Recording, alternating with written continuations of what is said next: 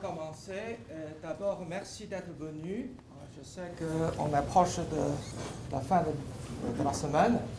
Vous avez beaucoup de travail, donc merci. Merci. Aujourd'hui, nous avons bien sûr le grand plaisir d'accueillir une personne pour moi exceptionnelle. La personne ou le Canadien qui connaît le mieux, bien sûr au Canada, tous les sujets reliés à la région Asie-Pacifique. Je n'exagérerai pas. Voici les preuves. Premièrement, bien sûr, il travaillait et vécu dans différentes régions du Canada. Il est canadien, donc il nous connaît, n'est-ce pas? Il a passé beaucoup de temps en Asie, en fait des longs séjours pour le travail comme diplomate dans plusieurs pays asiatiques. Il parle plusieurs langues asiatiques, y compris ma langue maternelle, chinois. Bien sûr, il a appris plus à Taïwan, mais il y a une petite nuance quand même. Aussi, il connaît bien non seulement le secteur public, parce qu'il était fonctionnaire du gouvernement fédéral, haut fonctionnaire pendant longtemps, et aussi, il connaît très bien le secteur privé. Il était vice-président de Time Warner, c'est pas rien, donc pendant longtemps. Et aussi, c'est pas quelqu'un qui s'intéresse uniquement à des actions concrètes, c'est aussi un penseur. Pourquoi? Parce que régulièrement, on voit ces publications qui sont très inspirantes, qui sont très influençantes. C'est pour cette raison que l'Université Laval, donc le groupe études sur l'Asie contemporaine, et aussi le cher Stéphane Jarilovski, bien sûr sous la surveillance de notre directeur de l'Institut québécois de haute études internationales, a invité M. Stéphane pour un sujet d'actualité. Vous savez, il y a 2 jours, même il y a peut-être 1 jour ou 2 jours plus tôt, il y a un grand rassemblement qui a eu lieu à Pékin concernant l'APEC, n'est-ce pas? Donc, on organise cette conférence aujourd'hui. On a tout à fait raison, parce qu'on pourrait profiter de l'occasion de faire un petit bilan sur les résultats de ce sommet et surtout examiner certains grands projets qui s'en viennent avec des difficultés, avec toute autre raison, d'autres éléments qu'on doit considérer. Donc voilà, autour de cela que M. Stéphane va nous donner une conférence pendant une 50aine, maximum 1 heure. Après, on aura au moins une 40aine de minutes pour une discussion. Ça va? M. Stéphane va présenter sa conférence en anglais, parce qu'il est parfaitement bilingue. Ensuite, il est prêt à répondre à nos questions, n'est-ce pas, en français. OK? Donc, M. Stéphane.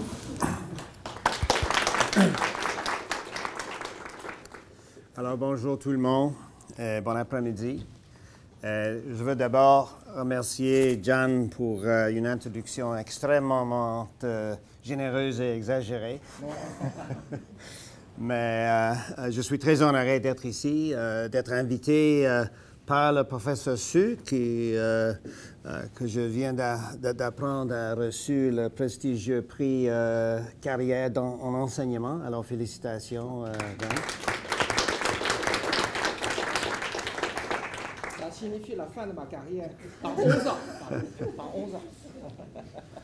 Alors, c'est un grand plaisir de parler au sujet de l'architecture commerciale en Asie-Pacifique, le TPP, les développements courants et d'examiner les raisons pour l'engagement du Canada et le Québec et les enjeux actuels et futurs que ça implique.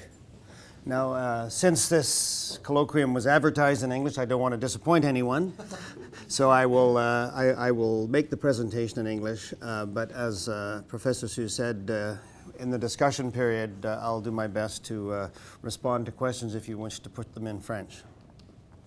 Now, we hear much talk about Asia these days, the growth potential of Asia, this is the Asian century, et cetera, et cetera.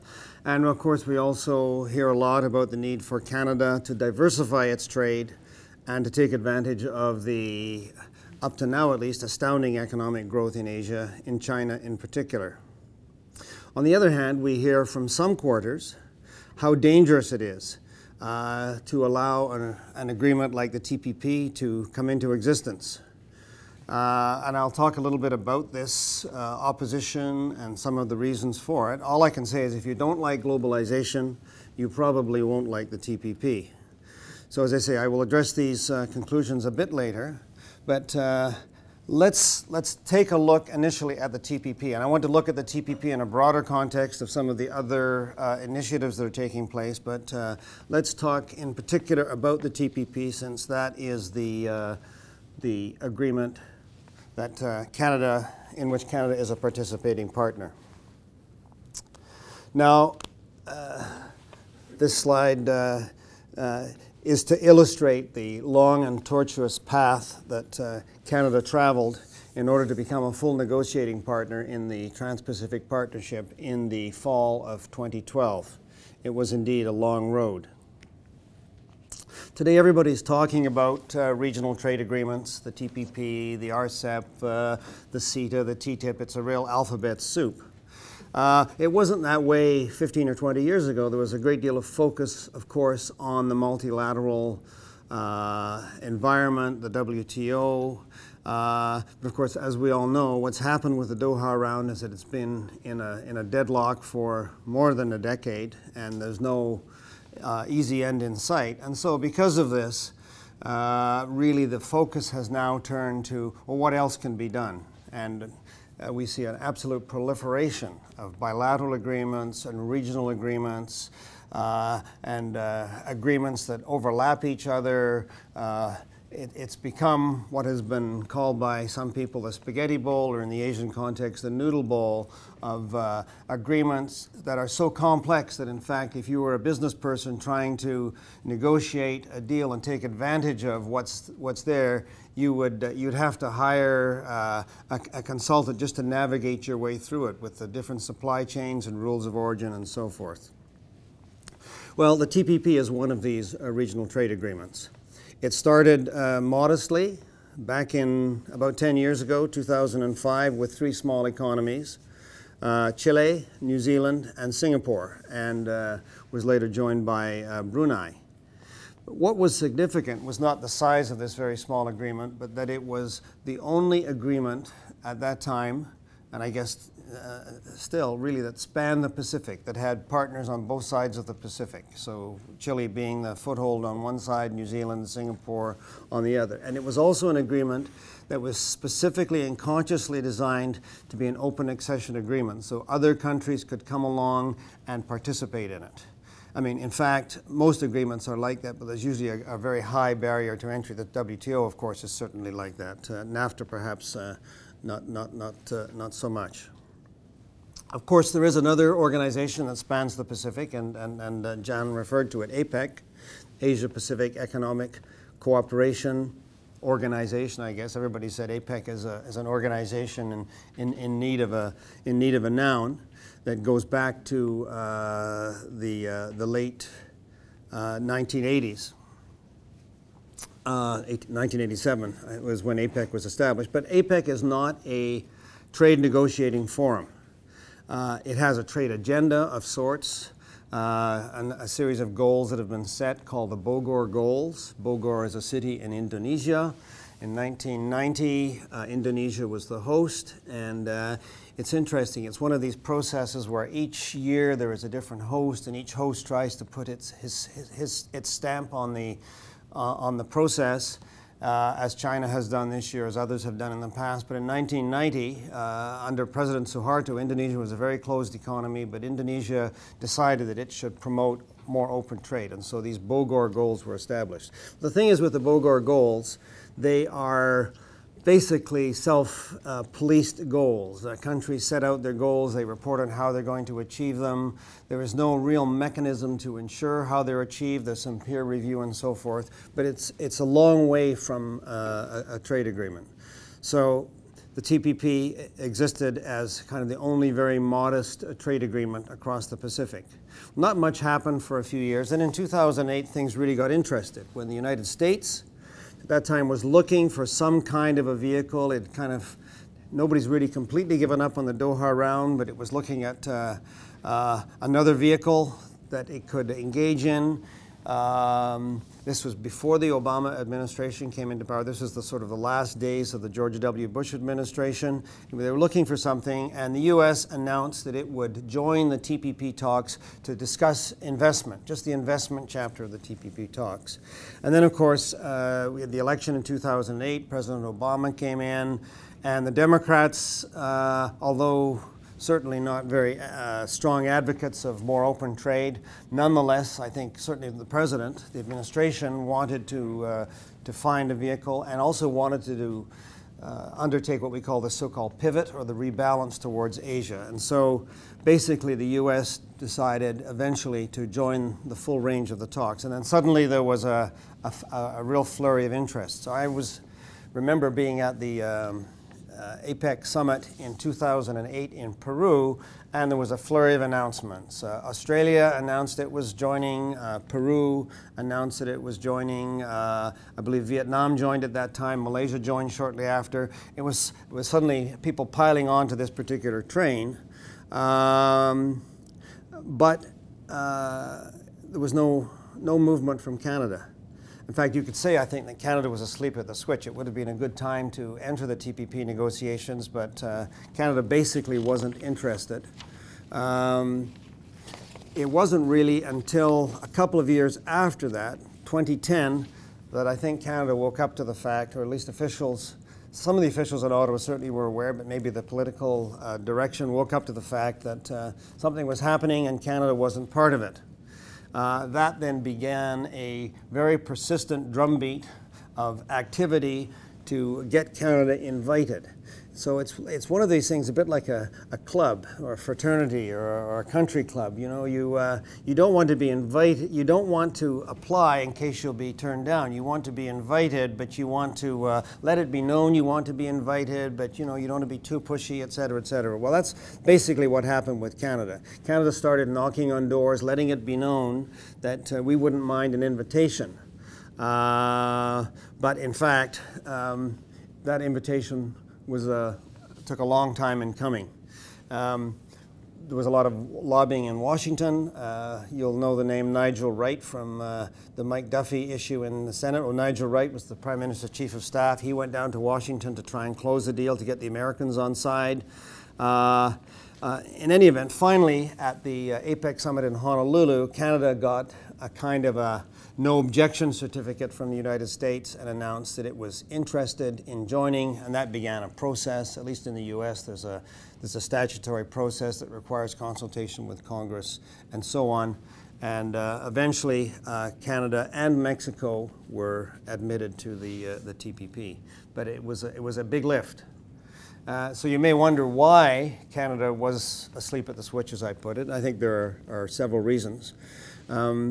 And one of these was early political indifference. It was the earlier days of a minority government that hadn't been particularly focused on Asia. There were other things to do. And I think it's no secret that the Prime Minister and others in the Conservative Party had no great love for China. Not that China was in the TPP, but it was sort of, Asia was not really a priority. But I think there were some other reasons as well. Just run through all of these. For late entry, you have to look at the domestic political context. You will see a sacred cow on the right of this slide. So that is, of course, one of the most politically sensitive sectors for Canada, the supply-managed sectors. Canada is a great free trader when it comes to most commodities, and most agricultural commodities, wheat or beef or pork or just about anything, except for the supply-managed sectors. The worst, or the most prominent, I guess, is dairy, but also poultry and eggs. So in the case of dairy, you may well be aware that we have very, very limited access for dairy products from other countries. At one point, it was a total exclusion. We were forced to turn those quotas into tariffs, and so we have tariffs of something like 350% on products, which is one of the reasons why many Canadians go south of the border just to buy a quart of milk. But anyway, it was a politically sensitive sector and also sensitive in this province. Another issue was the fact that the original 9 countries had embarked on their talks. And they said, well, if you want to join at this point, you know, we're not going to open the whole thing up for you. You have to accept what's been agreed. But of course, we can't tell you what's been agreed because you're not part of it. So it was a question of accepting the rules of entry. So that was a good reason, perhaps, not to be that interested. And what was actually kind of surprising was the lack of U.S. support. One would have thought that our closest and strongest trading partner would love to have us as part of the party, but in fact that was not the case. There were many interests in the U.S., I think, that didn't really welcome another difficult player at the table that brings with it certain baggage, you know, exclusions for cultural industries and supply management, et cetera, et cetera. There are also, of course, others in the U.S. that could see the advantages, particularly U.S. business. But certainly initially at the official level, USTR level, there was no great love for Canada joining, and New Zealand, of course, was adamantly opposed unless Canada agreed to open up its dairy sector. So in the end, the deal that was cut was Canada agreed to put everything on the table. Now, just because everything's on the table doesn't mean everything will stay on the table. But in theory, everything was on the table. That is supposed to be one of the cardinal rules of the TPP, no exceptions. We will see what happens because everybody is a sinner in the trade world in one way or another. The Americans have, they protect their sugar industry just as much as Canada protects its dairy industry. You know, New Zealand, perhaps, is a small economy, is one of the least, you know, has the fewest obstacles, but nobody really has clean hands. Anyway, eventually Canada got in and ostensibly signed up for the rules, and you know, we got to participate and see what had been agreed. I don't think we actually lost much because there have been many, many rounds after Canada joined, and in fact, we still aren't at the end game yet. What was it that led to the shift in direction for Canada? I think primarily it was because of the 2008 financial crisis. When that hit, suddenly people woke up to the fact that not only did we have all our eggs in one basket, it was a basket that had a lot of holes in it. And so this process of diversification began. The Conservative government looked initially to Latin America, and a number of bilateral agreements have been concluded with Latin American countries. Chilean, Colombian, Costa Rica, Dominican Republic, and so on. They also look to the EU, as we know, as another alternative, and the TPP and Asia was yet another. Now, what's interesting is because of our strong ties in NAFTA, our strong links with NAFTA, our share of bilateral trade with the U.S. went up and up and up to about 90% by the end of by the turn of the century. So that's what this chart is intended to show, is that driven by NAFTA, we became more and more dependent on the U.S. NAFTA, of course, is still in play, and in fact, one of the factors for Canada wanting to get into the TPP once Mexico indicated it wanted to be in is that we needed to be there to protect our NAFTA interests. But what has happened, as you can see, is that while we still have a huge percentage of our exports going to the United States, the percentage has dropped fairly significantly, and the number or the percentage of our exports going to Asia has doubled. So that, along with the shock treatment of 2008, and the continued growth of China passing Japan to become the world's second largest economy, and you know, we don't know when it's going to become the largest economy, but it's certainly going to happen, led to part of this change. Now let's look actually and see how well Canada is doing. So in the previous slide I showed you our exports to Asia had doubled over the last decade or more. Yet the troubling fact is that while the absolute numbers are going up, trade with Asia and the Asian economies are growing faster than our market share. Now let's take a minute or two to study this chart. It's a little bit hard to decipher at first, but the dotted lines represent trade between Australia and major Asian economies, China, India, Japan, and Korea. And the solid lines in the same color represent Canadian trade with those same economies. Now, as you can see, let's say we look at the case of Japan on here. Japan is the green line.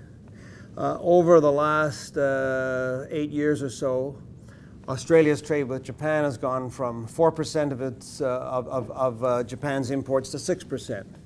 Canada's share has stagnated and stayed flat at just under 2%. If we look at the trade with China, very similar pattern that you can see. Australia's share of China's imports has gone from 2% to 5%. Canada's has stayed steady at about 1% of Chinese imports. If you look at Korea, the numbers for Korea are quite staggering. Canada's trade with the Korea has actually declined in the last 2 or 3 years. Australia exports about $35 billion to Korea. Canada exports about 10. And I use Australia as a comparative because the economies are very similar. Australia's economy is smaller than Canada, but its composition is really very, very similar. So that's the export picture. If we look at imports, we also see that Canada's share of Asian imports is declining.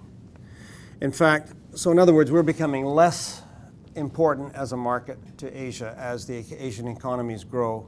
Other countries are taking more of their exports. So the question is, how does all this relate to the TPP? Now, as I mentioned, when we look at Australia, we see that Australia is up here, Canada's down here, so we ask ourselves, well, what's different? What's happening? Well, of course, there are various factors. Australia is not right beside the United States. Australia geographically considers itself part of the region. The distance actually between most Australian ports and West Coast Canadian ports to Asia is not that different, but you know there is obviously a difference in geographic proximity. But it's not the only factor. If we are to look at the architecture, the FTAs that are in force, we'll see that Australia, and I'll use Korea as another example, are way ahead of Canada. Korea because it's an economy about the same size as Canada. So in this game today of these regional trade agreements, everybody is seeking quote-unquote preferential access. But really what preferential access, since a lot of countries have preferential access, for Canada it means getting the same access that they have. In other words, getting back up to the level playing field. So if we look at the free trade agreements in force with Asian countries, Canada has none at the moment. We've signed one with Korea that is still pending ratification. We have 4 under negotiation with Japan, India, Singapore, and Thailand, but the latter 2 there have been no discussions for years, so you can say effectively they're moribund. So we have 1 or 2 in process. Australia has 5 agreements in force. It's close to 2 more being ratified and 5 under negotiation. It's getting closer. It's been negotiating with China for quite some time. So that's for total. We have a total of 3 or 4. Australia has 12. Korea has 3 in force, 1 in ratification, and 6 under negotiation. So for agreements signed and pending ratification, Canada has 1, Australia has 7, Korea has 4. And if you look at investment protection agreements, Canada has 3, the Philippines, I can't remember the other one, and one Thailand, I think, and 1 recently signed with China, which became quite controversial. Australia has 11, Korea has 16. So if you look at the architecture, you look at the trade patterns, you've got to say to yourself, well, where could we make a difference? Where could we focus our attention? So I think clearly the message comes through that one thing that could be done is to improve access for Canadian business to these markets, at least to meet the competition and preferably to get a leg ahead of the competition. So I think that explains a good part of the reason for the eagerness to get into the TPP and for some of the bilateral initiatives that I will talk about in a moment. So when we look at the TPP, there's really 2 aspects. One is what I would call the tactical considerations, and I mentioned NAFTA. Mexico is in NAFTA. Mexico and the U.S. are going to be negotiating access to North America, and Canada's not part of this. We've got these integrated supply chains. We'd better get to the table. That was certainly one. Another was the Japanese market. At the time Canada applied, Japan was not yet a member of the TPP, and nor is Korea. And Korea still is not a member of the TPP, although it's interested. Japan was the last to enter. It's actually been a big game changer. It's made the TPP actually a very significant economic entity. But Canada competes strongly with the US in Japan. It would have been very difficult for the US to have cut a deal with Japan and have Canada on the outside. Canada is playing both ends. It's got its own bilateral negotiations with Japan, but it's part of the TPP. We'll talk about the Japan and US role in a moment. But these were very concrete considerations in terms of leading to Canada's interest and stepped up aggressiveness, if you like, to become part of this trade negotiation. Now, we should talk a bit about the Canada-EU agreement. It's a very important agreement. It's an agreement I'm sure you're familiar with, was signed a few months ago. It's still pending ratification. The ratification process in Europe is going to be quite difficult.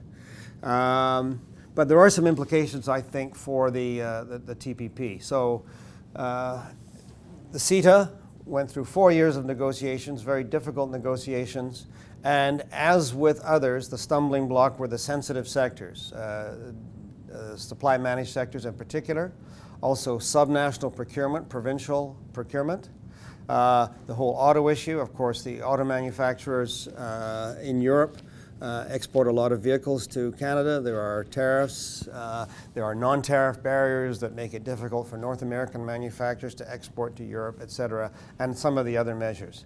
But the important thing is that despite these difficulties, and despite the fact that we're a market of 35 million dealing with a market of 500 million, two sides were able to come to a deal. On the issue of dairy, there was an arrangement to ease the quotas in certain areas. There was a slight little crack in opening the door. I mean, to hear the dairy lobby scream, you'd think it was the end of the world, but in fact, the two sides were able to come to agreement on these and the other difficult sectors. So it gives us some indication of areas where there may be some political will in Canada if the stakes are big enough to be able to put something on the table that would be interesting to our trading partners. The Canada-EU agreement was also very important in terms of timing, because the EU and the US are now negotiating their own giant agreement called the TTIP, the Transatlantic Trade and Investment Partnership. If the Canadian agreement had not been completed by the time they really started shifting the focus, the EU started shifting the focus to the US, the chances were that we'd be sidelined and put on the back burner. So it was very important to get that agreement across the line. Now, let's look a little bit about, look at the TPP a little bit, because these are 4 examples I've picked up from different countries, and it's not just Canada. It's many countries around the globe that see the TPP as really the incarnation of all evil. I mean, it used to be the WTO, but now the WTO seems to have been overtaken by some of these bilateral agreements. One of the reasons for the unease, I think, is that the TPP is seen as a proxy for greater globalization.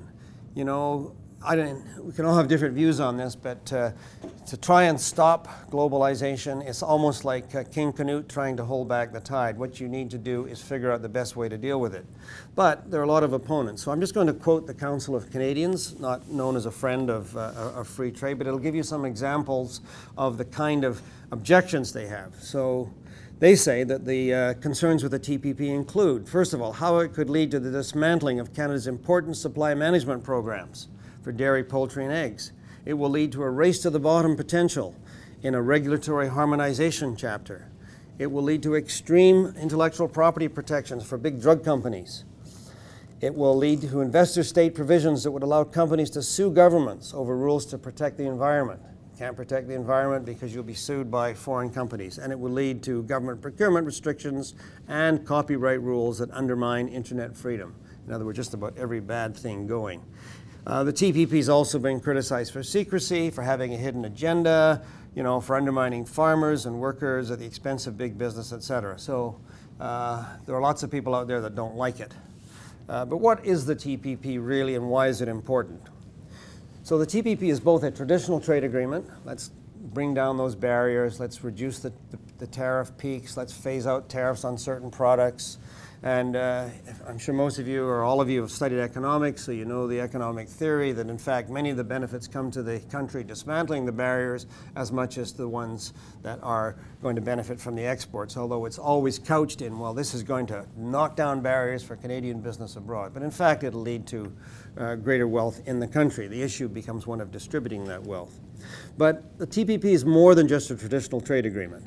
It's so-called, they say it's a new 21st century gold standard agreement that addresses the behind-the-border measures. So traditionally, we've tried to smooth out the barriers that have stopped things from getting across borders. Now we're going to deal with the things that interfere behind the border. So once a product or a service gets in, it's subjected to investment restrictions or the interpretation of intellectual property laws, or perhaps the lack of enforcement of intellectual property laws, or competition legislation that discriminates, all the ways of making life difficult for a foreign competitor once the product is in the country. So it's supposed to focus on all these measures as well.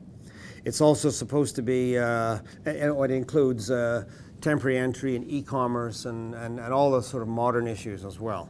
It's supposed to be all-encompassing, no exceptions, everything on the table.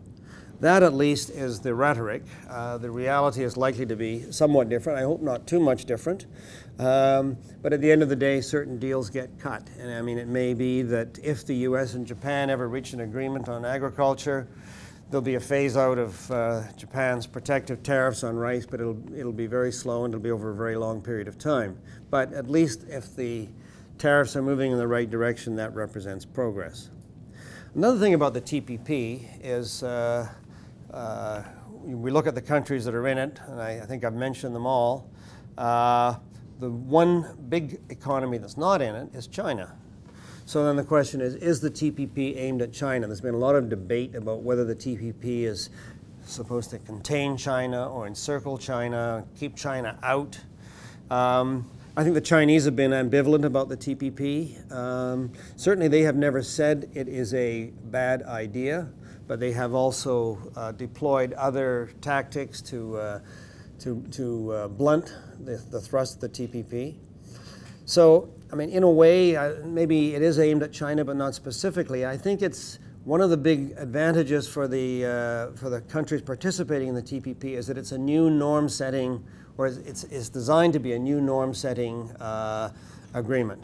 That the WTO has done a lot, but because there are 170 members roughly, there are certain lowest common denominator factors. Now, if you can get a coalition of willing countries to move the bar up, and they can really benefit from this, this sets a new bar. It sets new rule-setting norms. And if you combine that with the TTIP, the US-EU agreement, and the TPP, you've got a big chunk of the developed world signed on to a different form of agreement. China had to go through a very long process to get admitted to the WTO. If the new rules become the norm, China is going to have to move to that standard. And they never said that they won't. The new reform policy in China, I think, is designed to equip China to be able to do that, but it will certainly take time. What about the trade impact of the TPP on Canada? In actual fact, the U.S. is not in this. So of course, if you included the U.S., it would be huge. But I've taken the U.S. out. You can see it's not really that significant. It's not really a game changer. Our trade with Australia, New Zealand, or Singapore, or even Mexico will be affected to some extent. Japan will be significant, perhaps. But the real significant, I think, is that Canada is part of a process that has the potential to set the new rules. And we will be at the table as these new rules are set. And, as we'll talk in a moment, it has a broader strategic connotation for Canadian engagement with Asia. Let me just look quickly at the impact on Quebec if, in fact, the TPP is concluded. So Quebec, like Canada, will have offensive and defensive interests. I think it can't help but benefit the Quebec economy, and the Quebec is very strong in certain areas, pharmaceuticals, aerospace, as we know. So, you know, machinery tariffs will come down. Quebec is a strong producer of pork. That will open up new markets, eliminate a number of regulatory barriers. It will just improve the flow of business generally. And if you happen to be a dairy farmer or in the dairy industry in Quebec, it's probably not going to make that much difference, at least initially. Now let's look at the larger picture of the TPP. I talked about the tactical considerations, but really I think for Canada the bigger picture was to use the TPP as a way of getting back into the game and recommitted to Asia. So, you know, Canada, we like to be all things to all people. You know, we have our links across the Atlantic, the traditional linkages with Europe and now the EU, of the North-South pull, and beyond that, there's Latin America, and then, of course, particularly on the West Coast, Alberta, Saskatchewan. Asia is very important, but Asia is important for Ontario and Quebec as well. Canada has been it is an Asia-Pacific country. We have been there for a long time. We've been more active at other times in the past. We were one of the earliest dialogue partners with the ASEAN states in Southeast Asia. We were a member of something called the Pacific Economic Cooperation Council, which is sort of a Track 2 organization, which I'm associated with. We're one of the original members back in the 1980s. We're an original member of APEC. We hosted the APEC Summit in Vancouver in 1997. We have lots of trade offices in Asia, provincial and federal. We have embassies, et cetera, and regular visits. But you know, despite this history, despite the fact that we were very engaged, I think it's fair to say that Canada had kind of fallen out of love with Asia for a while over the last decade or more. Really, the high point seems to have been the APEC Summit in Vancouver in '97. Then we had minority governments. We went through some of the issues I talked about with Mr. Harper's government. Lack of interest in Asia, an almost ideological opposition to getting too close to China, and so on. Plus, you know, the whole issue of Afghanistan sucked a lot of resources and so forth. Anyway, this is changing, as we have seen. In fact, I was quite astonished to see Mr. Harper make a visit to China, come back for Remembrance Day, and he's back on a plane. He's in New Zealand today. It's quite remarkable. That certainly would not have happened a few years ago. But it's more than, you can't just say to Asia, well, okay, sorry, we kind of forgot about you for a while, but we're back. That's fine, visits help. But what will really, I think, convince Asians is if we get embedded into the architecture of the region.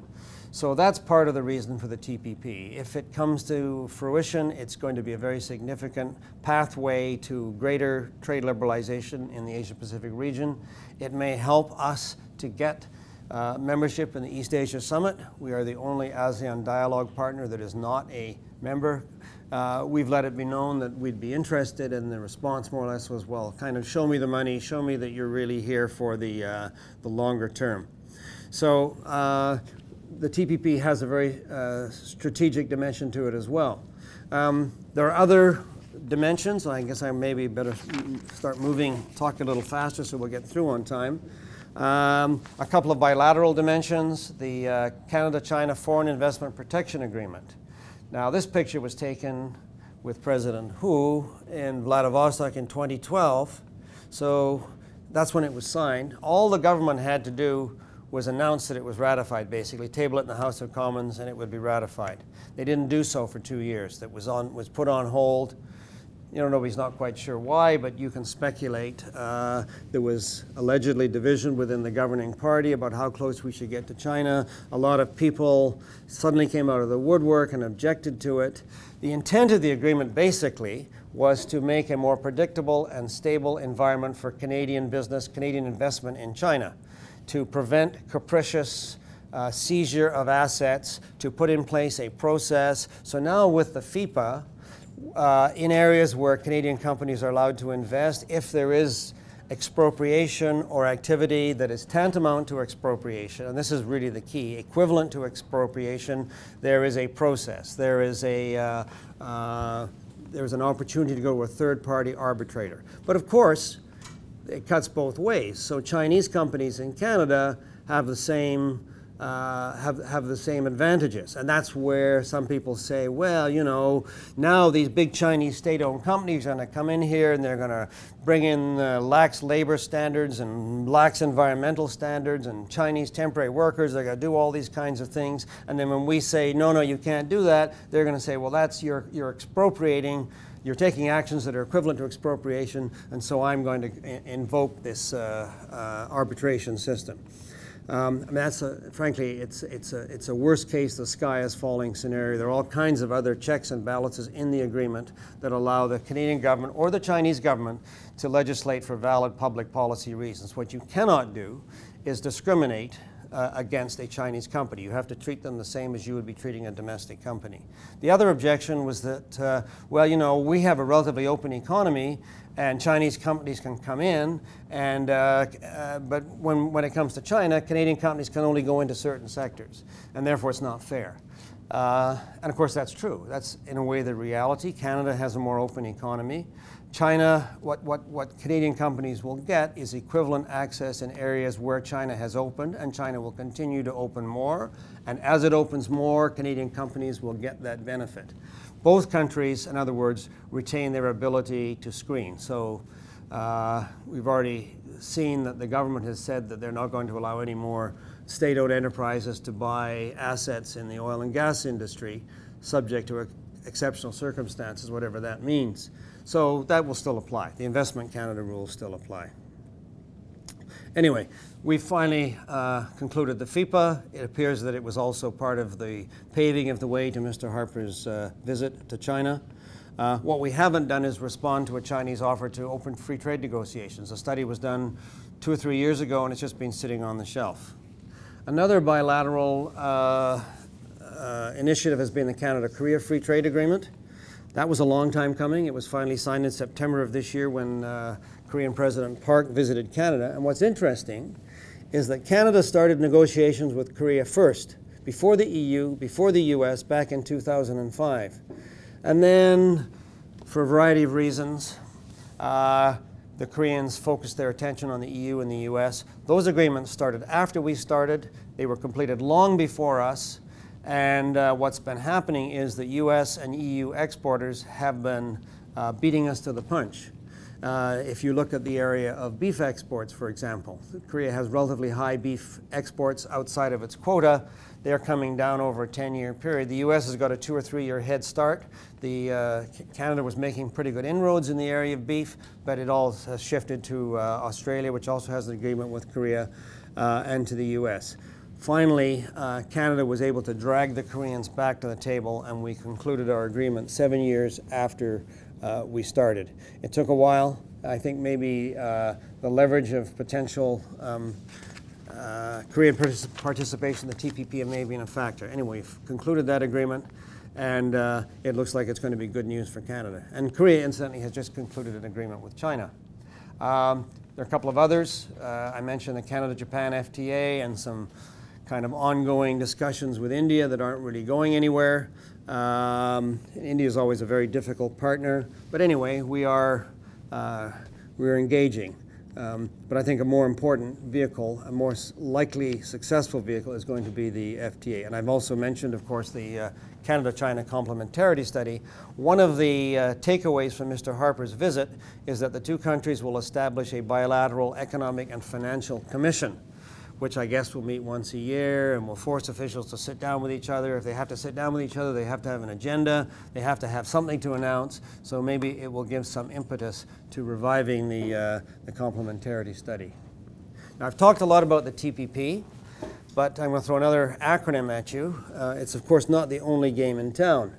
So the counter track, or the second track, if you like, or the other track, is the Regional Comprehensive Economic Partnership Agreement, which is centered on ASEAN, the 10 ASEAN countries, and which are kind of like the hub and their spokes. So what ASEAN has done over the years is they have negotiated fairly low quality free trade agreements, one amongst themselves, and then one with China, one with South Korea, Australia, New Zealand, et cetera, et cetera. Now, the intent of RCEP is to bring all of these agreements into one big 16-nation agreement. It's extremely complicated, but the process has started.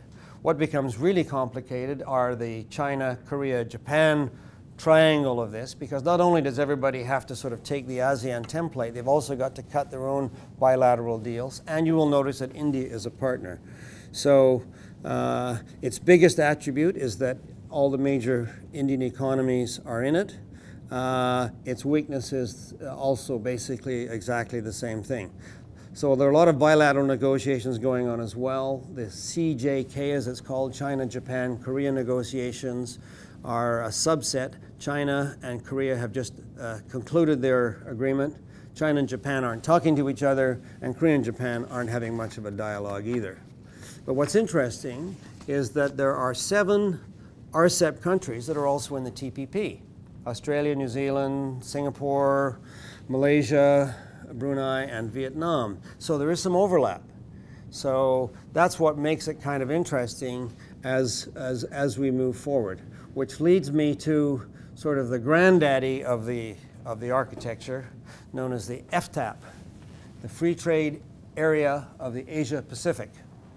Now, this has been talked about for quite a while, and it's talked about a lot more in the last few days in Beijing at the APEC summit. Now, at the moment, the FTAP is kind of a concept. Some economic studies have been done, and this slide is designed to basically quantify the benefits that a couple of economists have done by looking at the income gains by the year 2025 of the different architectures. One, the TPP, which would lead to some significant global benefits, 250 billion. RCEP, around 540 billion.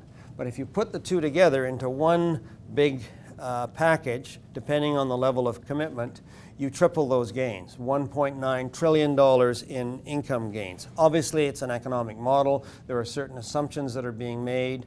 But this is a credible study put out by the East-West Center by American scholars, interestingly enough. So this ultimately is, potentially the gain. This is if we can't get Doha started, maybe there'd be this larger agreement across the Pacific. And of course, the TPP is one of the tracks. Canada has a seat on that particular train. That's what's important.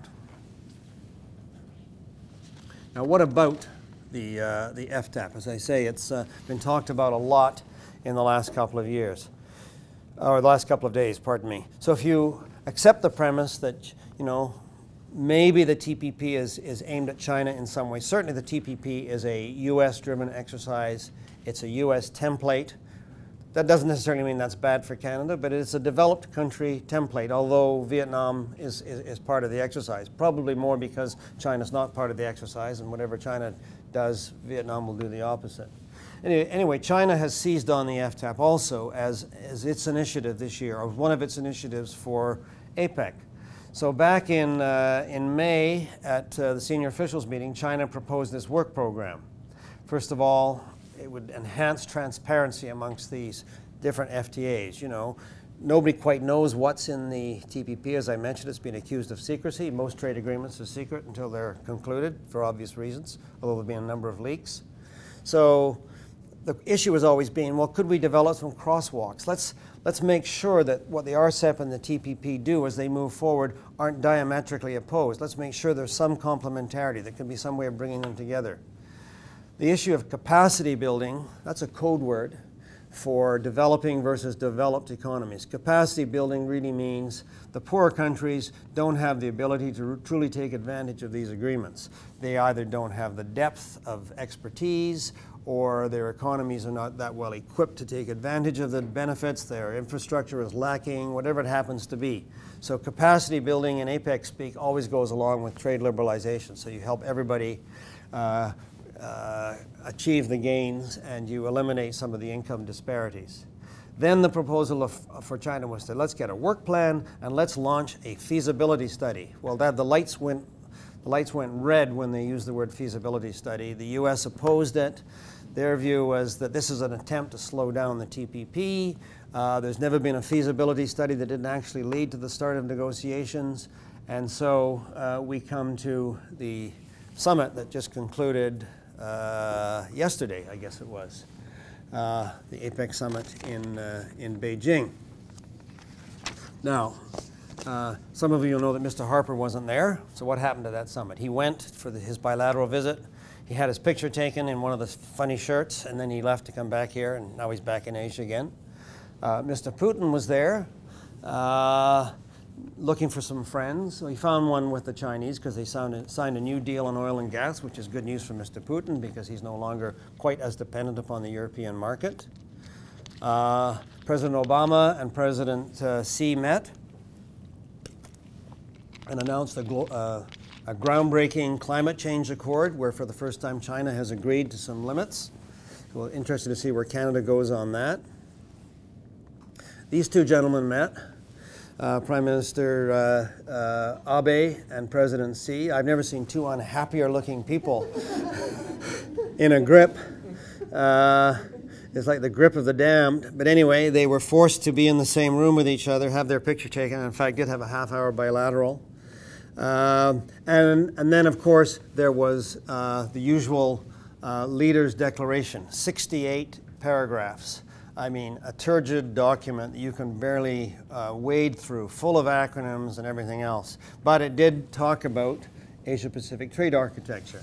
You won't be able to read all this, but these were the 3 of the 68 paragraphs that dealt with this particular issue. So what's important is that there was a lot of, instead of saying we're going to launch a study in the FTAAP, it took 3 paragraphs to say this. That's my point.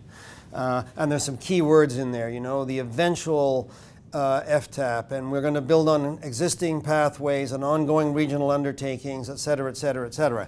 So, you know, these 3 paragraphs, by the way, are backed up by another 3 pages of an annex, which elaborates on much the same thing, which talks about, on the one hand, on the other hand, we'll maintain the Bogor goals, and you know, we'll put the emphasis on both the TPP and the RCEP, and we'll move towards the FTAAP.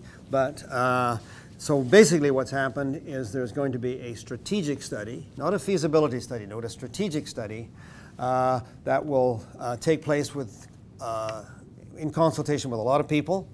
There'll be a working group set up. PEC will be part of it, the APEC Business Advisory Council, the APEC Secretariat, et cetera. So in other words, everybody will have their chance to slow it down or move it or to shape it, but they do have a deliverable, which will be a study by the end of 2016. That, I think, is going to be the window for the conclusion of the TPP. The U.S. is going to try and get the TPP done. It's going to be there on the table, signed, before this study is done in order to shape the agenda. The TPP faces a lot of challenges. I mean, some people have said that it's dead and buried. It's certainly in deep trouble because of it's very complex with these 12 countries and the way the U.S. has chosen to negotiate with individual bilateral partners. Eventually, they all have to come back together again. When Japan entered, it added a whole new dimension of difficulty because of Japan's traditional reluctance to open up its so-called sacred areas of wheat, dairy, rice, et cetera, beef, and so on. You know, Japan has got a declining population. All of its the average age of its farmers is 75, something like that. But it's a very, very powerful lobby. Agriculture manages to have very powerful lobbies in almost every society.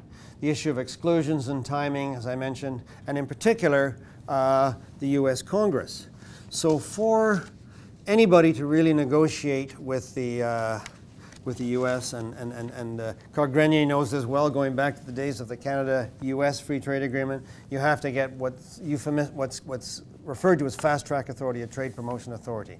Congress has to give the administration, because of the division of powers in the U.S., Congress has to delegate to the administration the ability to sign this particular treaty. Because if you don't do that, when it comes time to ratify in Congress, every senator who's got a pet interest, a pet hobby, represents the sugar industry or whatever, will attach a rider to it, and then the end product won't look like anything like the original product. So President Obama needs support from Congress. The Democrats aren't very open, aren't very friendly towards free trade, particularly the auto industry. So what's interesting, what's changed, of course, is that come January, the Republicans, who are whatever you may think of the Republicans and the Tea Party, they are a party that is less protectionist, more business-oriented, more open to free trade. So in theory, they should be prepared to give the administration its fast-track authority. The issue is, will they actually do anything in this world that makes President Obama look good? Who knows? But anyway, that's one of the big obstacles. I think, as I say, some people say it's dead and buried. I think the U.S. midterms and the summit that took place in Beijing, where all the leaders came together, all the TPP leaders came together and reaffirmed yet again they want to do this, gives me ground for optimism. Not overwhelming optimism, but let's say cautious optimism. I mean, it's very, very important for the U.S. to maintain its presence in Asia. It's a key part of the U.S. rebalance or the pivot. The U.S. has got a lot of other distractions. God knows what's going on in the Middle East, not to speak of other things. So it has strategic as well as trade factors. And of course, there are a lot of other non-TPP countries that would like to join: Korea, Philippines, Taiwan, others would be interested. And as I mentioned, it's also a real chance to reset the trade rules. So I think there's some real reasons, real grounds for optimism. If it stalls, if it fails, well, you know, everybody said if the Doha round failed or stalled, it would be the end of the world. Nothing is the end of the world. You pick up the pieces, but it would not be good. I think it would call into question the commitment to the trade model that we have that has created a great deal of wealth, a great generator of wealth over the last 50 or 60 years. And the focus will inevitably shift to the Chinese model of a Chinese-driven FTAAP and would have some strategic implications for the U.S. And for Canada, it would be a shame because it's a lost opportunity. We have a seat. We worked hard to get that seat in the TPP. The focus would have to shift to bilateral negotiations. I've showed you from the track record we haven't been that successful. And we will have to engage with China, but more on a one-on-one basis on whose terms. 1.4 billion people versus 35 million people. You have to be very nimble to make sure that you come out ahead. So just to draw some quick conclusions on this, and I think I'm just under my promised 60 minutes. Clearly, Asia-Pacific is going to be increasingly important to Canada and to Quebec going forward, and that the architecture there is still underdeveloped and very much in flux. It's being shaped, and the way it's shaped will, I think, will have an influence for a very long time to come. We've been slow to engage. We have some credentials. We can rebuild on those credentials. We have a seat at the table, and it's important for Canada that the TPP be carried through to conclusion. It has a lot of potential, but it has a lot of challenges as well. And the FTAP, I think for everybody would remain the ultimate goal. The Americans can't say the FTAP is a bad idea. The issue with the FTAP is how are we going to get there? Is it going to be TPP focused? Is it going to be RCEP focused? Is it going to be driven by China, or is it going to be driven by the US rules? So finally, what can I leave you with? What can we do to influence the outcome? Well, I guess the first thing is for Canada is to continue to expand our presence and engagement. And it's interesting, Quebec, even though the awareness of Asia-Pacific is not that great in Quebec, it's greater in the West for many reasons, geographic, immigration, and so forth, although there's a fair amount of Asian immigration in Montreal. The government of Quebec has always been quite active in promoting its presence in Asia, and Canada is certainly active. We just opened 2 more trade offices in China, which I think brings it to 15 trade offices. Canada needs to continue to work on the bilateral building blocks, Japan, Thailand, India, and so on. And even with these agreements being signed, like the Canada-Korea agreement, there needs to be a facilitation by the instruments, by the Trade Commissioner Service, by the Export Development Corporation, by Chambers of Commerce to enable businesses, particularly smaller businesses in Canada, to be able to take advantage of these. So we sign a trade agreement, there's a photo op. What does that mean for me? How does that translate for me in the ground? How does that open markets for me? So there needs to be more work on exporter preparation and readiness. And with regard to the TPP, there's going to be a crunch time, and there's going to be the necessity for some real political will to make some tough decisions. How much is that dairy quota going to open? What is it that we're going to put on the table in order to make Canada's contribution to make this a big enough deal that it's attractive for everybody. I think we should continue to engage on FTAP. We need to keep our options open. We have an active Canadian PEC committee that's working on this, but now Canada will be engaged in official studies of FTAP as well. And we should continue to support the APEC process. We have not hosted an APEC summit since 1997, and you won't have to worry. One's not going to happen tomorrow. There's a lineup of countries to do it. The next open year is 2023. So Canada won't be hosting one soon, but it would be good for Canada to get on the map and demonstrate its Asia-Pacific credentials in a very concrete way. So with that, I will close, and let's move to the questions. Thank you. Merci.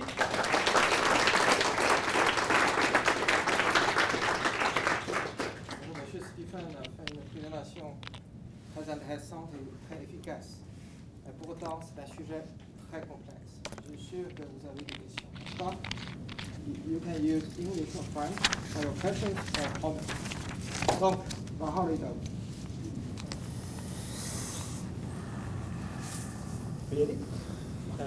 Merci beaucoup, Hugh.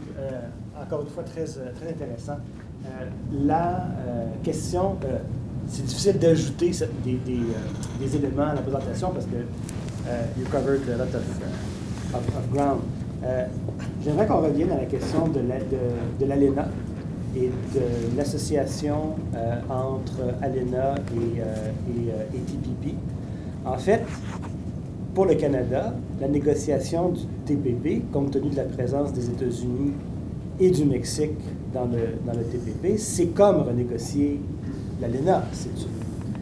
Les deux principaux partenaires du Canada dans le TPP, ce sont le Mexique et les États-Unis, ce ne sont pas les partenaires asiatiques. Alors, en fonction de the level of liberalization you think that the TPP will reach, what will be the significant, how significant will it be for NAFTA? I'm just putting myself in the situation of a Canadian exporter to the US. You know, there will be a NAFTA tariff, there will be a TPP tariff, there will be a WTO tariff to enter in the US. So, you know, what is the significance of all this, you know, back to North America and back to our own NAFTA? Yeah. Well, you know, I mentioned that NAFTA was one of the reasons why Canada felt it had to go into the TPP. And when Canada was lobbying hard, they went down to Washington, talked to U.S. officials, but they also talked to the U.S. Chamber of Commerce, where there are a lot of, you know, it's the world's biggest business organization, I guess. Lots of companies from, you know, GM to pharmaceutical companies.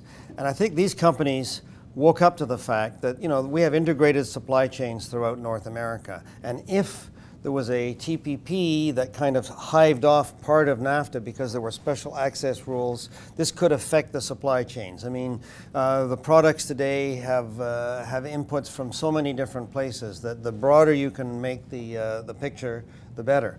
Now, you know, NAFTA, as I showed, had been good to Canada up until around 2000. It's still good to Canada, less good perhaps in some ways. Certainly if we look at the auto industry, there's no question that NAFTA has been a factor in a lot of automotive production going to Mexico.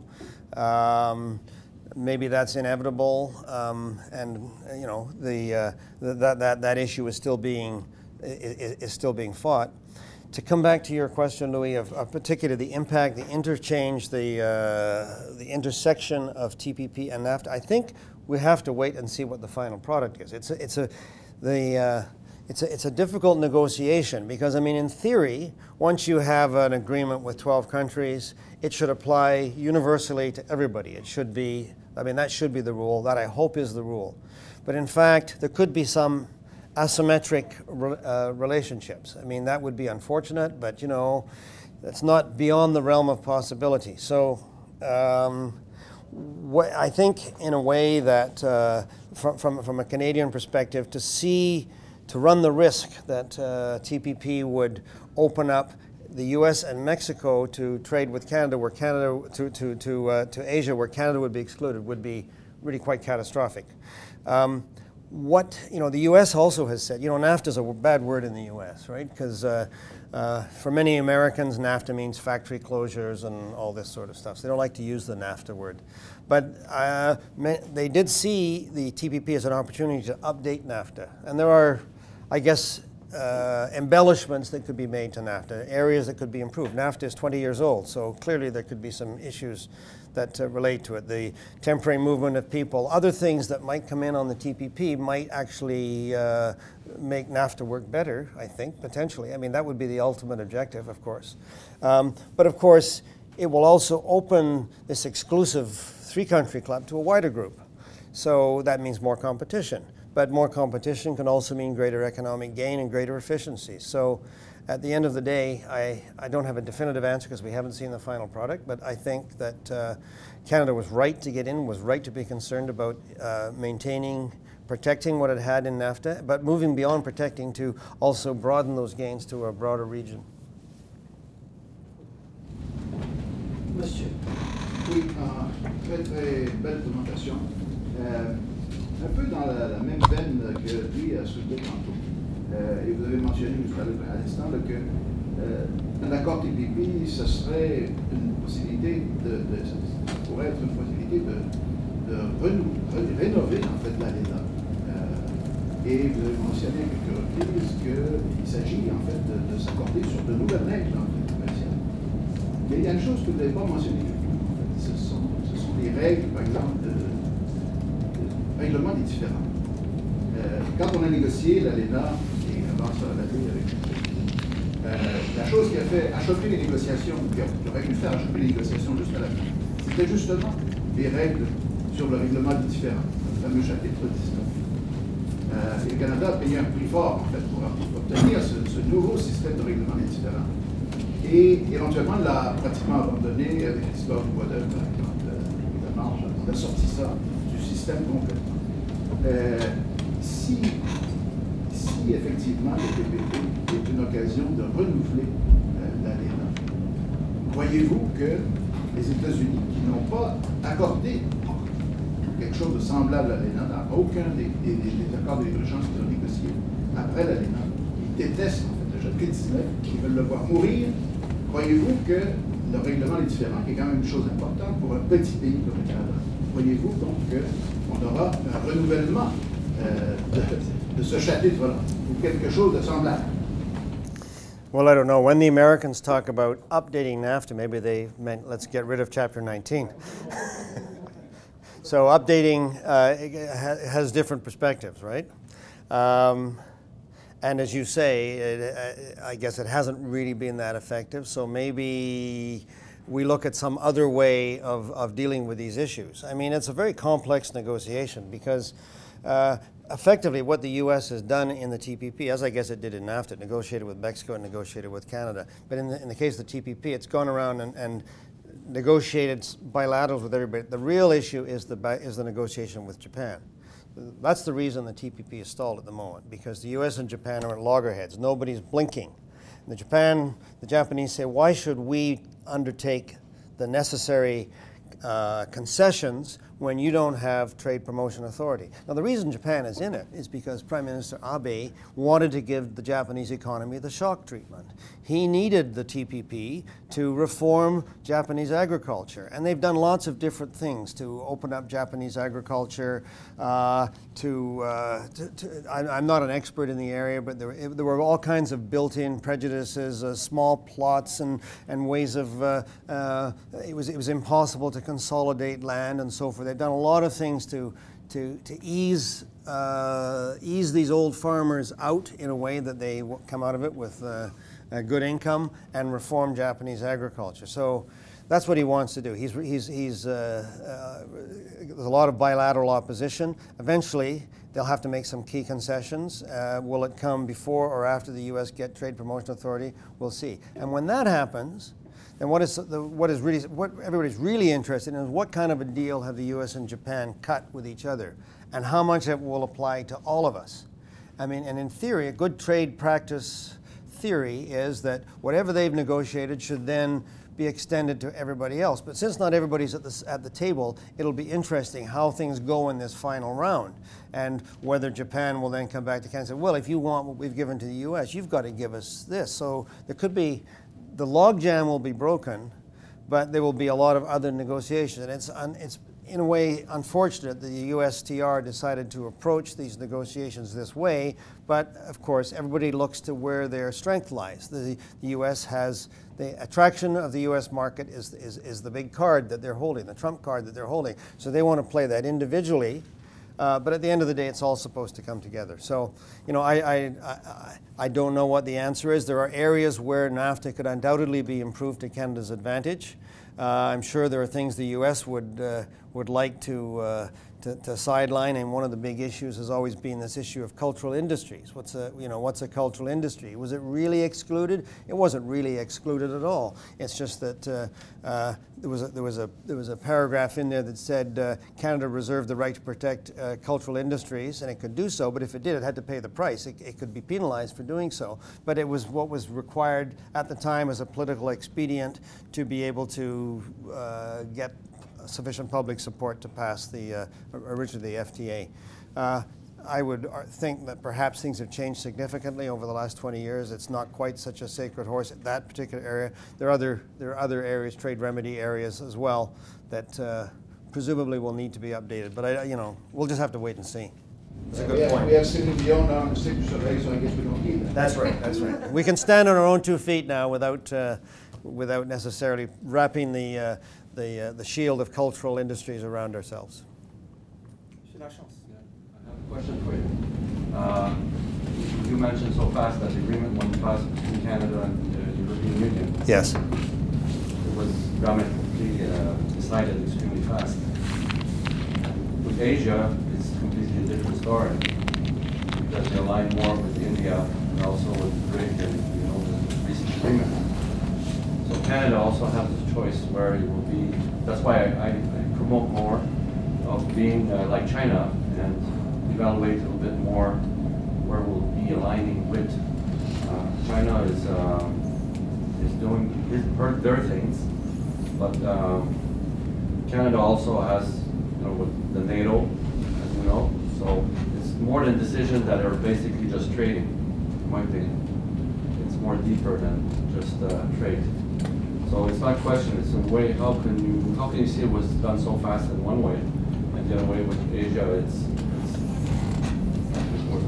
the agreement is long, the Americans are really like, and the other one for European Union was Americans that put their nose in it.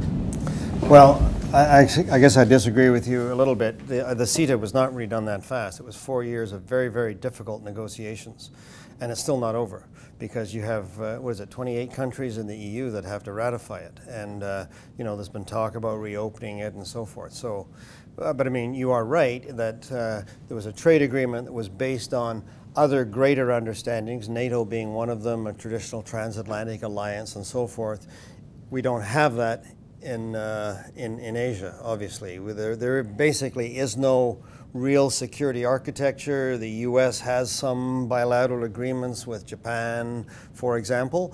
There are none that I'm aware of. There's starting to be some security infrastructure now that's being built. The ASEAN defense ministers and dialogue that's kind of mirrors the trade architecture, but Asia is really quite underdeveloped in a lot of areas, both in terms of security architecture and trade architecture. So that does add to the complexity. That makes it more difficult. I mean, if we look at China, for example, New Zealand has done a bilateral trade agreement with China, but New Zealand is a very small economy. Australia has been negotiating for quite some time. They're fairly close. Korea has just concluded.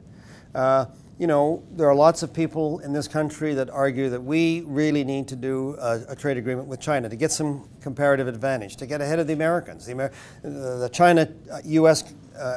relationship is so complex, it'll take them a very, very long time to ever sit down and agree on something. We've concluded our investment agreement with the Chinese. The U.S. is still working on theirs. But when you come to deal with China, it's not like you're dealing with the EU. There are all kinds of other factors that come in. I mean, there are ideological factors. There's the issue of human rights. There's the issue of cyber espionage. There's, you know, just about anything that you can name. The cultural differences are very, very significant. And you know, you could argue that they are with Japan to some extent, but you know, we have fewer of those sorts of issues with Japan, and that frankly has been the reason that Mr. Harper decided to pass up the Beijing Olympics and basically was supposed to be warm economics and cool politics toward China. Well, that didn't work, as we've seen. So he made an extraordinary effort to go to China, to have what appears to have been quite a successful bilateral visit, to have concluded this renminbi hub in Toronto. You know, did he really sign? Was he really instrumental in concluding these $2.5 billion worth of contracts? Of course not. I mean, you know, they were in the pipeline anyway, but maybe, you know, it helped push them forward, and it's a good announceable and so forth. You know, one of the arguments has been, well, I don't want to be seen to be too cozy with China. I mean, he has to make his own political calculations, of course. But because of, we disagree with the way China I don't know, blocks the internet or does this or does that. But the fact remains, by not going, that's not going to change anything. By going, maybe it won't change anything either, but at least there's an opportunity to engage. So if we take one very concrete example, this Canadian couple that is I don't know if actually they're in prison. They're being interrogated in China. Who knows what will happen? I think it's a fairly good guess that in a few months they will be charged with something. They'll probably confess, or maybe not confess, and then they'll be expelled from China. If Mr. Harper hadn't gone, I don't think it would have increased their chances. By going, it has increased their chances. So, I mean, that's only one particular issue, but I mean, it is linked to the broader issue. You have to engage with China. We don't share the same values. We have different cultures, but we should really focus on where we can find common ground rather than our differences. So I think that's how there's been this sort of shift. But I agree. I don't minimize the difficulty in doing any of these agreements in Asia because of not only the vast physical differences and the lack of existing infrastructure, soft infrastructure, but also just the differences in culture and history. Samuel. Merci beaucoup pour cette présentation. J'aimerais poursuivre avec une question concernant l'accord FIPA Canada-China. Vous avez fait mention de réciprocité des droits offerts aux investisseurs canadiens en Chine et aux investisseurs chinois au Canada, et d'un check and balance.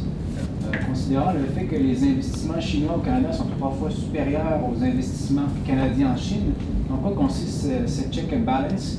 Puis en fait, pensez-vous que cette disproportion amènera une augmentation des litiges dirigés envers le Canada par les investisseurs chinois?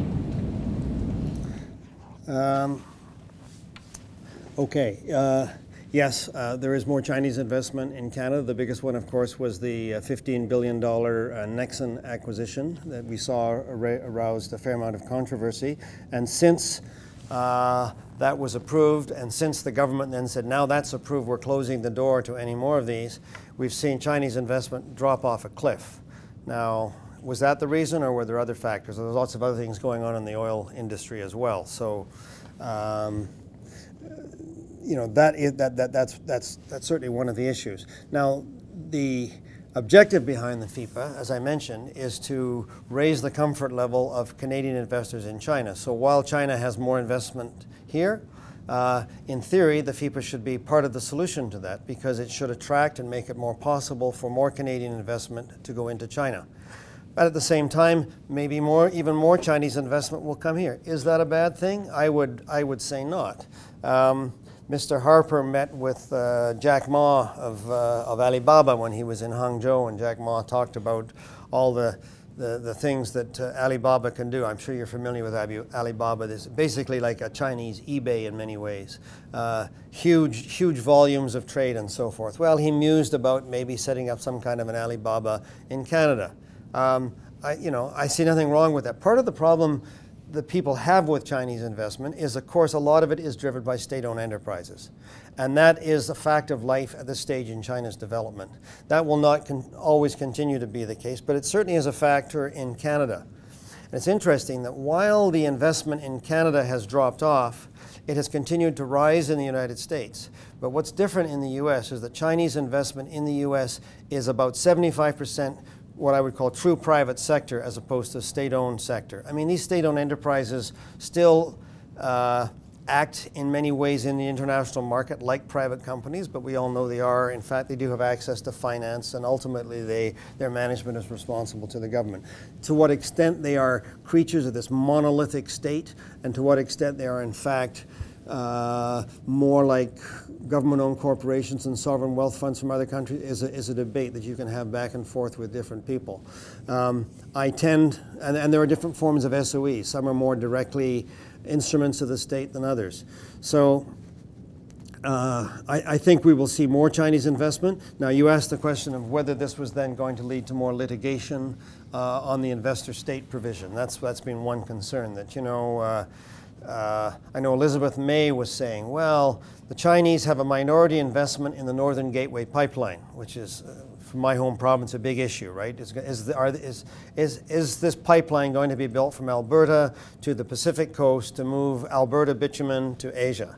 And there are 209 conditions that Enbridge has to meet, and there's lots of opposition from First Nations, et cetera, et cetera, et cetera, et cetera. So Elizabeth May is saying, well, now that we've signed this FIPA, the Chinese, and if we say, if the government eventually decides not to allow the Northern Gateway pipeline because it doesn't meet all the environmental conditions, that will be tantamount to expropriation, and therefore, which I forget which of the companies it is, CNOOC or Sinopec, can sue the Canadian government. Okay, it's possible. I mean, they could bring a suit. The chances of it being successful are infinitesimal. The Canadian government would have to do something very, very stupid to put itself in the position of being seen to overtly discriminate against a Chinese company. The FIPA allows ample scope for reglementation on good, sound public policy principles, whether it's for the environment, whether it's for health, whether it's for safety.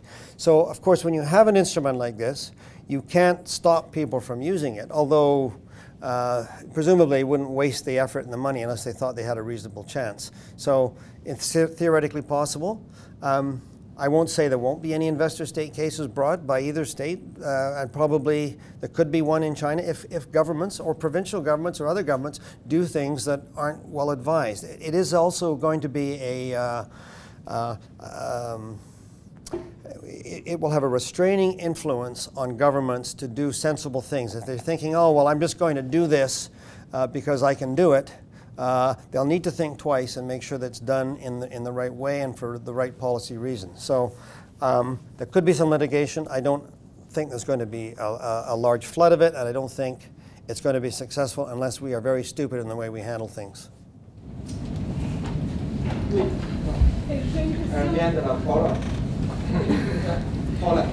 J'ai une question par rapport Voulez-vous parler un peu plus fort, s'il vous plaît? Oui, j'ai une question par rapport au développement durable.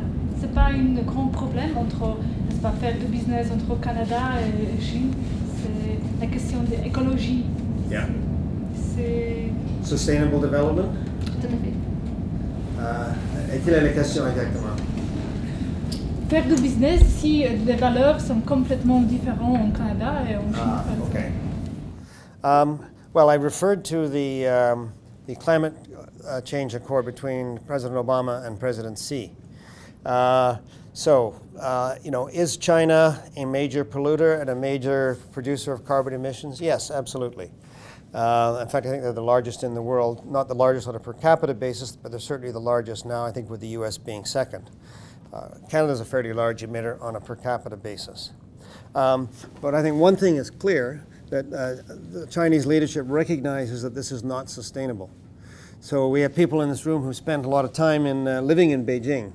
If any of you have been to Beijing, you'll know that it's not the most pleasant place in the world to raise children or to breathe. And just think of the people that live there that have no option. They can't leave. They have to. That's their life. That's where they're going to make their careers. So they're not that happy with what's happening. The government realizes there have to be changes. During the APEC summit, they shut everything down for a week, and there was a blue sky for a day or two, and then the wind changed, and it wasn't that great despite shutting down the factories. But I think China realizes that it needs to do something, and it can do something. I have great confidence, actually, in the ability of the Chinese leadership to align the resources to make a definite difference. So this new reform plan, the new 5-year plan that's come out of the third plenum, puts a lot of emphasis on sustainable development, on renewables. Of course, coal is cheap. It's very easy to resort to coal. But if you start looking at where the new plants are being built, and you've got to look for 20 years out, the focus is on renewables, on nuclear, and so on. But it used to be, if you went to Beijing, there was official denial that the pollution was bad. In fact, that happened a little bit during the APEC summit. You know, they wouldn't release the actual numbers. The U.S. embassy did its own monitoring, and the Chinese tried to block it and asked the U.S. to stop because the U.S. was measuring the particulates that actually damage your lungs. The Chinese were measuring very large particulates. Last time I was in Beijing, with a very senior official from the National Development Research Council came, and he opened his talk by telling a joke about pollution in Beijing. He said, you know, there was this Chinese husband, and he phoned his wife, and he said, I think I'm in trouble. He said, and she said, what was the problem? He said, well, I think I just went through a red light, but the pollution was so bad I couldn't see whether the light was red or green. And she said, don't worry, dear, if the pollution was that bad, they'll never see your license plate. It's not a terribly funny joke, but what's interesting is that here's a Chinese official making a joke about pollution. And then he went on to outline where Beijing was going to meet its targets, at least for Beijing municipality, so that by the year 2020, it was going to reduce it by 2/3, or whatever it was. Like, it was very, very detailed. Kind of like London did, kind of like Los Angeles did. And frankly, I'm convinced that they will meet that target for Beijing. Now, there are going to be other parts of China that are going to be much slower. There's always the issue of local initiative in China where the officials are slow to come on board. But they're changing the incentive system so that it's not just how many jobs you create, it's also the quality of the environment that you'll be measured on. And so I think you're going to start seeing, in fact, you are starting to see in the area of solar panels and wind energy, China becoming a leader rather than a laggard. So when we look at sustainable development, I think we need to look in the mirror in Canada. I think we have a lot to learn from where China is going to be in a few years' time. Well, now for last question. I don't agree with you just said. Okay. I'm sorry.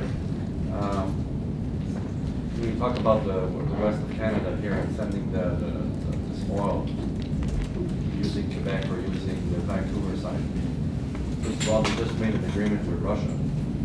I don't understand. For natural gas. And oil too. So, you know, that's clear too, in that aspect. But we can go later on with this. Sure.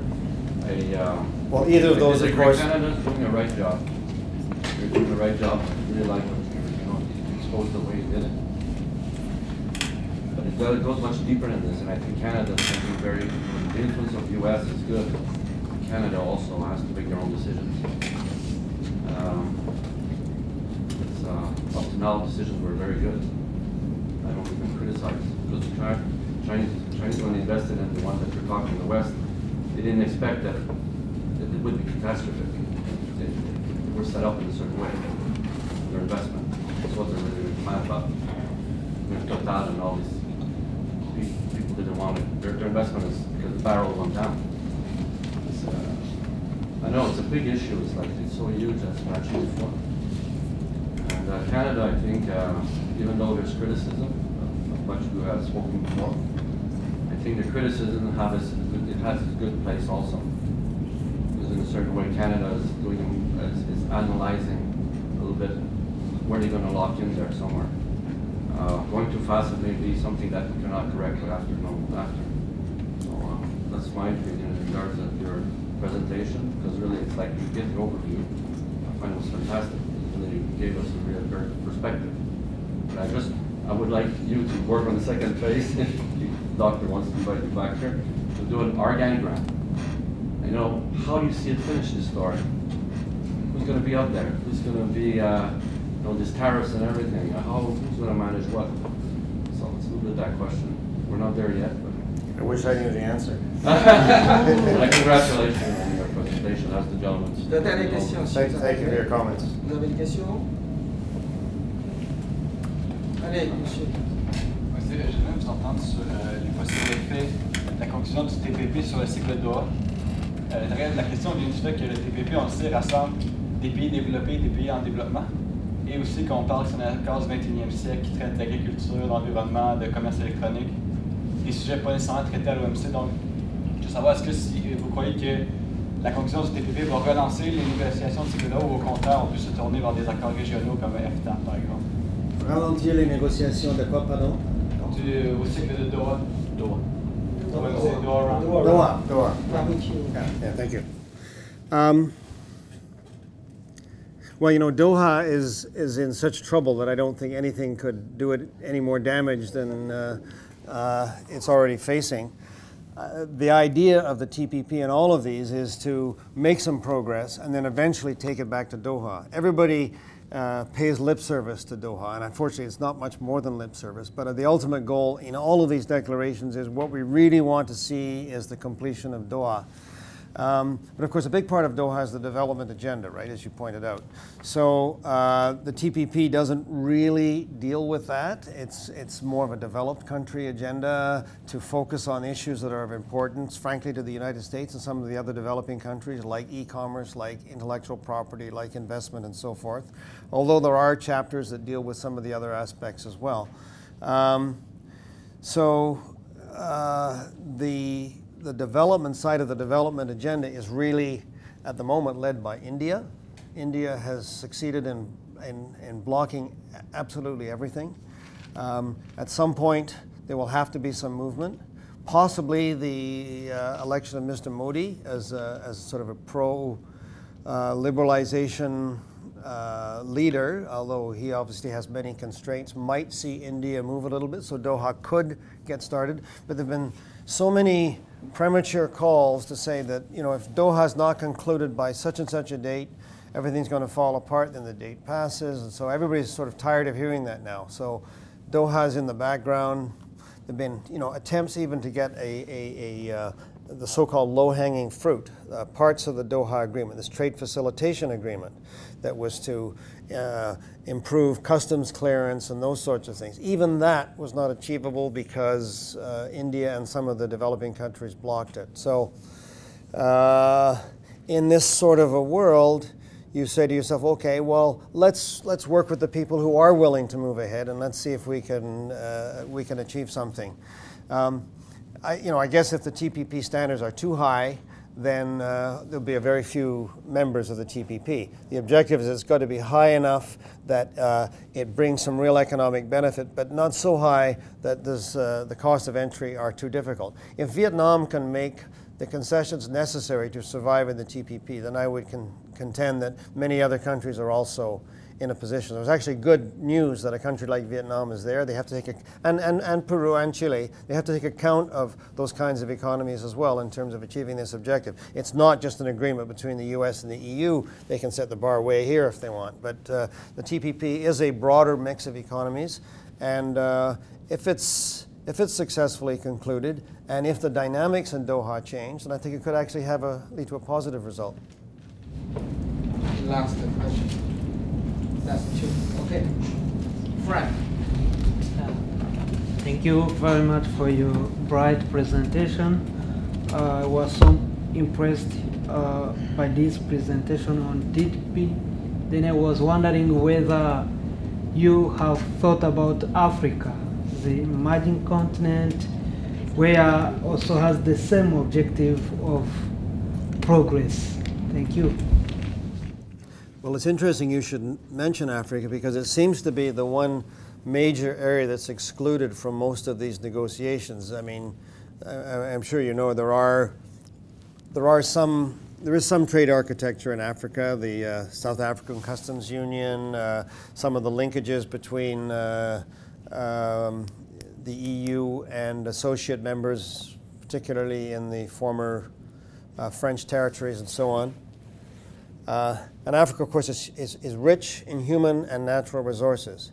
Yet the will has yet to emerge in Africa. I have championed to emerge in Africa to unlock the potential of that particular continent. So I don't have an answer except to say it's difficult enough in Asia. I think it's even more difficult in Africa. Potentially, if some kind of regional architecture is reached in Asia, and the transatlantic partnership is achieved. You know, the other was always the free trade area of the Americas, which never came to fruition. But there are things going on now in Latin America, the Pacific Alliance, and building on Mercosur and so forth. So, if you're really going to achieve a global economy, you can't leave out Africa. So that perhaps brings us back to the Doha round. Certainly African states are part of the Doha round, although they haven't really played a very leading role. So at the moment, I think we're in the world of these different regional concentric circles, which, if they achieve success, may converge and perhaps could give a new élan, un nouveau essor pour compléter the Doha round. Last question. Right. I'm from Information and Communication Department. So I want to just ask, the leaders of Quebec just visited China a couple of weeks ago and signed 50 business deals with Chinese government, and then Mr. Harbert had his official bilateral meetings with Chinese central authorities at a summer Beijing summit, and worthy about $2.5 million US dollars. And the Canadian company BlackBerry, the CEO John Chen just visited China a couple of weeks ago again, and he made it pretty clear that BlackBerry is going to return to Chinese market and focus on the consumer marketplace, and because even if it is really competitive, and a lot of organizations and Canadian Council, Business Council, Canadian Chamber, or Quebec Representative Office in Beijing, Shanghai, and Canton, Hong Kong, try to maximize the presence of Canadian companies and the Basin Exchange. So from the Chinese side, probably know that the free exchange area has been set or established in Shanghai this year. But at the other kind of point of view, you have already mentioned that a Canadian couple has been residing in China for over 20 years. Has been considered doing espionage in China. So I just want to ask, so probably in the future, how could Canadian government strengthen and reinforce the economic exchange or bonds with Chinese government faced with challenges posed by the diplomatic or foreign policy of the Canadian government, faced with espionage issues or whatever? Okay, big question, big preamble.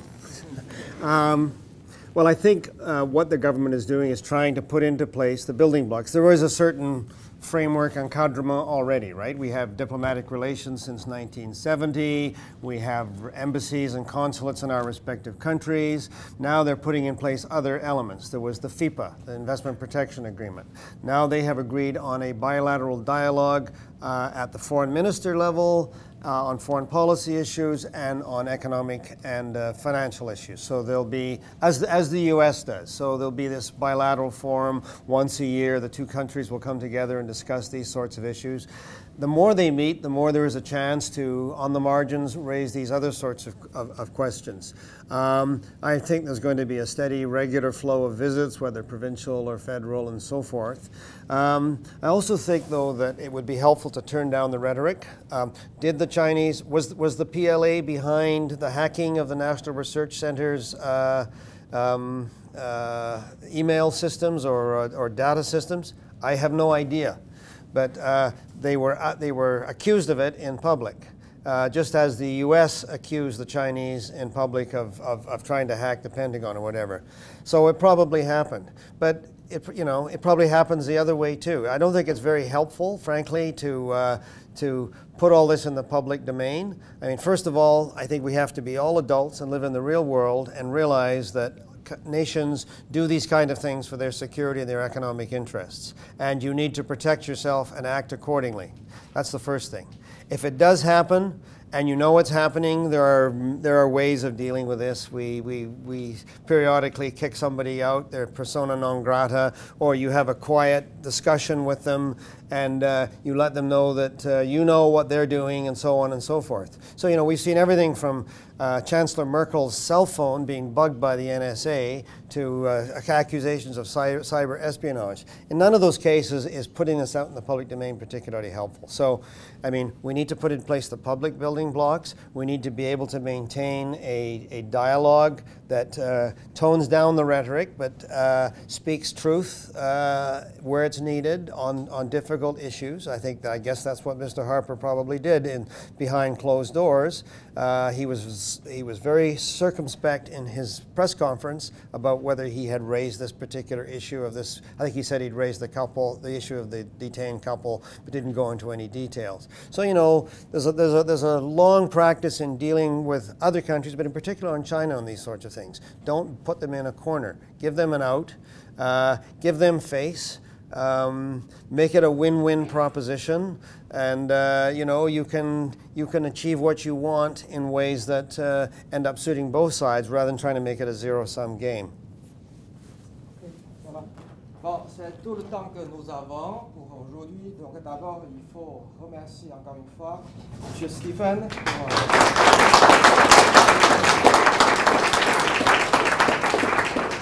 la conférence très intéressante et surtout sa générosité. C'est se déplacer. Il vient de loin, de Vancouver, malgré notre de Victoria. De Victoria. Le contraste est encore plus important. Donc, un grand merci. Et aussi, je vous remercie pour votre participation. Donc, dans cette salle, on va continuer d'organiser des choses jusqu'à la veille de Noël. Vous allez regarder, il y a toutes sortes d'événements qui s'en viennent.